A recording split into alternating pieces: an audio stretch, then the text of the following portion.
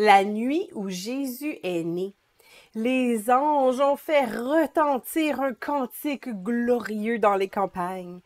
Les bergers étaient émerveillés, remplis d'espoir. Pourtant, Jésus n'avait encore rien fait.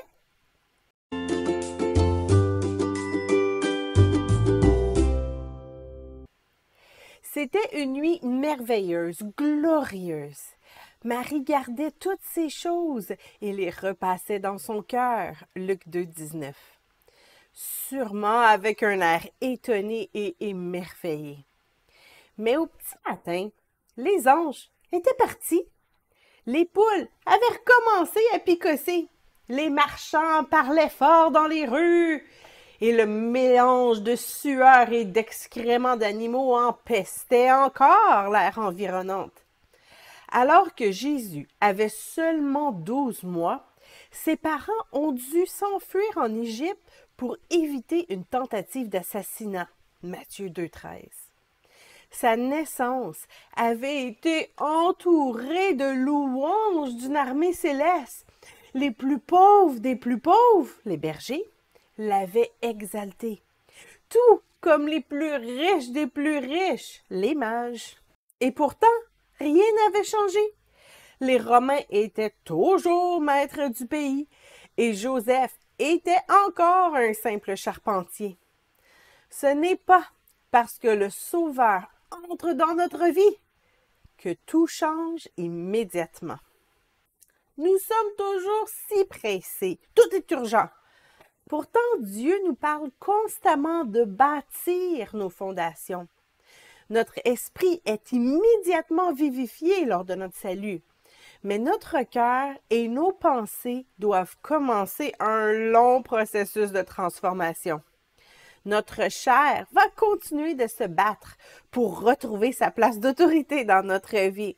Et nous devrons continuer à lutter contre elle. Nous commençons dans la gloire. Oh, les anges se réjouissent dans le ciel le jour de notre salut, comme le dit Luc 15, 10.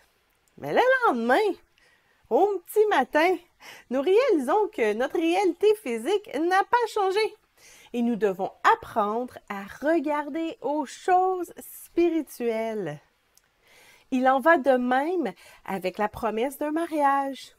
Le jour où nous recevons cette confirmation du Seigneur, que nous réalisons qu'un mariage est dans les plans de Dieu pour notre vie, nous sautons de joie, nous crions gloire à Dieu. Mais quelques jours plus tard, peut-être même quelques heures, voyant que rien n'a changé, nous oublions la promesse. Malgré la visite des anges à sa naissance et les miracles qui accompagnaient son ministère, même ses parents à Jésus avaient arrêté de croire dans son appel. Les parents de Jésus, ayant appris ce qui se passait, vinrent pour se saisir de lui car ils disaient « il est hors de sens ». Marc 3, 21. C'est pour ne pas tomber dans le cynisme ou dans le doute que la Bible nous invite à rester dans la joie. Réjouissez-vous en espérance, soyez patients dans l'affliction, persévérez dans la prière. Romains 12, 12. En restant dans la louange, nous nous préparons à entrer dans la promesse.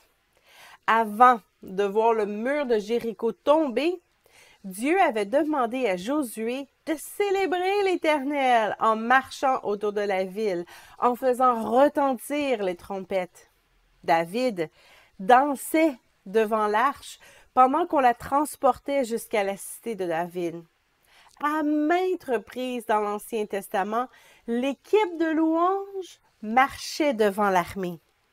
Dieu nous demande de nous réjouir avant de voir la réalisation de sa promesse.